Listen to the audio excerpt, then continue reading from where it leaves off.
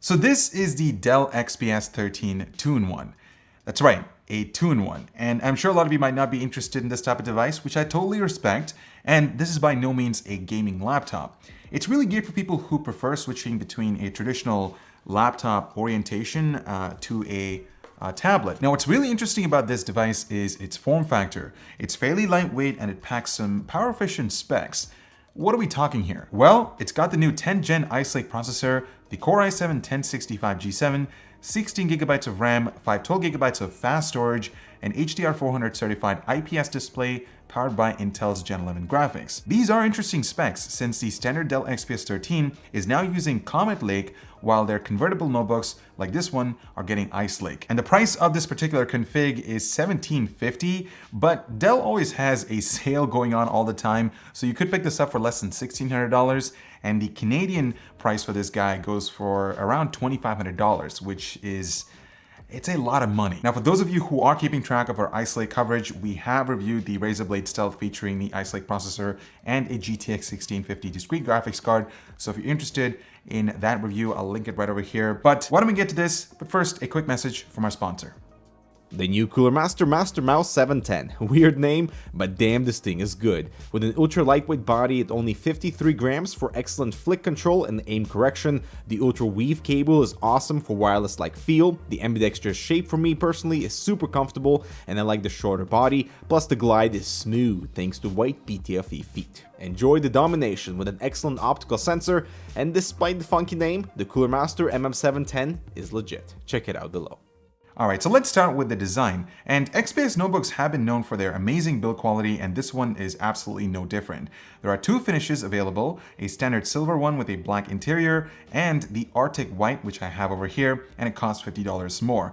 I'm worried about how long it'll stay clean, but if you like white MacBook looking products, then this one is for you. I like the grip of the palm rest, it definitely complements the typing experience, and the edges of the notebook are not too sharp, which makes it easier to type on. Opening the lid elevates the keyboard a bit, which gives it a slightly more ergonomic typing position. Overall, the build quality is really good with very little flex when opening or pressing down on the lid.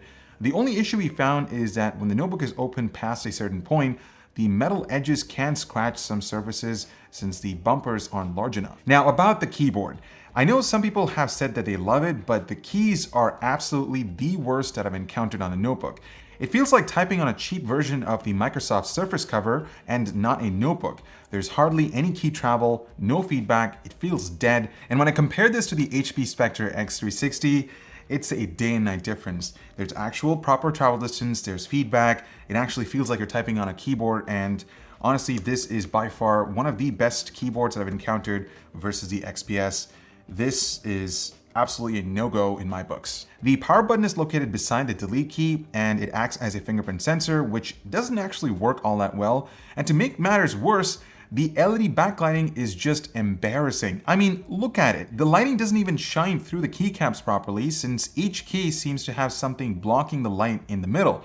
That makes it look like there's a shadow underneath. They're not even bright, and some keys are noticeably dimmer than others. Ironically, I had to turn off the backlighting to differentiate the keys during darker environments. This is just an absolute terrible implementation from Dell, in my opinion. On the positive side, the trackpad is great. It does feature Windows precision drivers, so gesture controls work flawlessly, and it is fairly wide enough so that you can use all of your 5 fingers to do your thing. So I guess that's a good thing. Port selection is extremely limited on the XPS 13 2-in-1, which is unforgivable on such an expensive device in my opinion. On the left-hand side, you get a Type-C Thunderbolt 3 port and a micro SD card reader. Yep, that's absolutely pointless. Switching to the right, you'll find an audio jack and another Type-C Thunderbolt 3 port, and that's it. So no full-size HDMI or a Type-A port, which means if you have one of them occupied by just powering or charging up the notebook, you only have one available, which means you can either only use an external hard drive, but then you can't use a mouse if you plan on, using that, or other accessories. You might have to go for an external dongle. Dell does offer a USB Type-C to Type-A adapter. Now, for instance, if I were to bring back the HP Spectre X360, this actually comes with a full-size Type-A port, and 2 USB Type-C ports, so that at least gives you the option. The speakers are actually really good for a 13-inch notebook.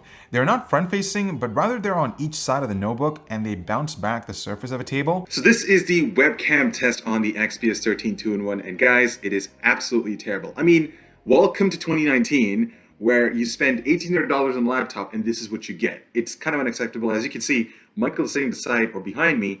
You can't even see him. I mean, he's completely, this is potato quality. It's worse than potato quality in my opinion. And what's even interesting is that as I was doing my recording, or as I was testing the microphone, I noticed in some files there were some audio cracklings in the VO. So I'm going to play back some footage of that yeah, let me know what you guys think. The webcam this is a test. This is just a test to see, because we just noticed something very interesting. So yeah, that's it. That's the webcam quality. It's horrible. The display is a 13.4-inch WLED touchscreen with a resolution of 1920 by 1200, so it's a 16 by 10 aspect ratio, and there is a 4K option available, but that will cost you an extra $300. The colors look fantastic. I mean, you've got great viewing angles, amazing contrast ratios. It's also a very sharp panel and very bright with HDR400 and Dolby Vision support, so outdoor visibility shouldn't be an issue, though it is a glossy screen, so do take note of that. Alright, so let's talk about one of the main selling points for this device. The fact that it can act as a tablet, a standard notebook, or just a screen. When in tablet mode, I don't really find it comfortable to hold. It doesn't close as flat compared to the HP. The HP was certainly a lot more smoother and more comfortable to hold in tablet mode. Touch input works really well and the display does exhibit some wobbling, but overall, it's pretty sturdy. Now in tent mode, the device is pretty stable, but before you place them in, do keep in mind that the metal frame does not have any bumpers, so you could end up scratching the surface of this device. The power adapter is very small, so you can easily toss this in your backpack. You shouldn't worry about taking too much space. The power connector for the XPS has an illuminated tip, so it's super easy to find in the dark. In terms of upgradability, well, unfortunately, you can't upgrade anything on the XPS 13 2-in-1 because the RAM and the SSD are soldered in. So basically, if you want to spec this thing out, you better do it while you're buying it. Now, before I talk about battery life, I do have to talk about the charging experience because it takes forever. So the last 25% takes over 2 hours to complete, which is certainly frustrating. Battery life, on the other hand, is really impressive. So on our light load test, refreshing a Chrome web page for 15 seconds, the system lasted for around 10 hours. It's not as great as the X360, but that's because it has a bigger battery and of course a Whiskey Lake i7 processor. Under heavy load, the XPS lasted for around 2 hours. And now on to gaming performance. Is the Ice Lake processor any good? Does the Gen 11 graphics make any difference compared to the UHD graphics on previous generation? Well, I'll be comparing 3 notebooks. So we have the XPS 13 2-in-1 with the Ice Lake processor, the 1065G7, and Iris Pro graphics. That CPU operates in a 25-watt mode. The HP Spectre X360, which has a previous gen Whiskey Lake Core i7-8565U, operates in 25-watt mode. The last contender is the Razer Blade Stealth 13 with the GTX 1650 Max-Q. It really isn't the same category, but it also uses the 1065G7 as the Dell, but in a 15-watt configuration, so it'll be interesting to see the CPU benchmarks. Starting things off with synthetics, the Dell performs really good with serious benefits over the 8th-gen Whiskey Lake CPU. It's also interesting to see what happens with the 15-watt spec Razer included. It's even slower than the HP in multi-core benchmarks. Moving on to some rendering benchmarks with Corona Renderer and Blender, they are pretty interesting. Blender sees a pretty significant advantage for the 25-watt Ice Lake processor in the XPS, but with Corona add-in for 3ds Max, things were a bit odd since the technically slower CPU in the Razer Blade Stealth won here. And why is that? Well, the Razer has better cooling solutions, so its clock speeds remain higher than the XPS during the test. Moving on to Premiere, and of course the Stealth is a big winner here since it uses the GTX 1650 to accelerate rendering times. The Ice Lake processor in the XPS did offer a lot more performance than the X360 though. Switching over to some light gaming, I was pleasantly surprised by what Ice Lake offered here.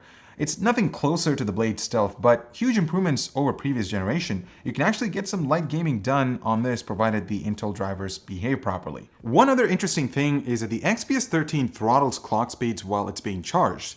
So the only way to get full performance is when it's plugged in and the battery is full. It went all the way down to 1.7 GHz while the other 2 notebooks were perfectly fine. Now based on some of the benchmarks, you might have realized by now that temperatures are a bit of a concern. Under heavy multi-core workload like in Corona or Blender, the clock speeds shoot up to 3.5 GHz on all 4 cores, but a few minutes later, package temperature hits 96C and the CPU downclocks to 2.7 GHz or even less. The XPS 13 is really quiet until that happens and then the fans pick up speed. Dell did a good job, and even under full load, the sound never really got annoying. For exterior heat, I wouldn't want this on my lap when rendering a video, but otherwise, temperatures didn't get to worrying levels. Alright, so I think it's time to conclude this video. Dell and Intel have worked closely together to showcase what the XPS 13 and the new Ice Lake processor can offer. But is this the laptop that's more than a laptop? No, because in my opinion, the keyboard is shockingly bad. The two-in-one functionality is not really the greatest, especially when compared to the HP Spectre X360. And then the minimal or the limited amount of ports, I think that's the biggest drawback of this notebook. 2 USB Type-C ports, that's nothing, because that would actually make you want to invest in Bluetooth accessories, which is an additional investment on top of what you're already paying for this machine. Not to mention there is thermal throttling under light gaming loads or even heavy multi-core workloads, so that's something to consider. But if I take a step back and re-evaluate what Ice Lake has to offer, there are a few positive things about it. The first thing is most obvious, CPU performance. It's actually really good compared to the previous generation Whiskey Lake processors. You can actually game on it as well, do a little bit of the gaming because the Gen 11 graphics is actually pretty impressive. And this notebook also offers great battery life. You've also got Wi-Fi 6, so there's future-proofing down the line, and it's got great build quality. But would I pay $1,500 for it? No, because while the performance is great, I just feel like the rest of the notebook still leaves a lot to be desired. We certainly have a few notebooks with Comet Lake processors coming in, so that'll be interesting to test out. But until then, I'm Ibor with Hurricane X. Thank you so much for watching. Make sure to check out some relevant content over here, subscribe for some more cool content, and also make sure to hit that notification bell so that you don't miss out on a new video. I'm signing off, and I'll talk to you guys in the next one.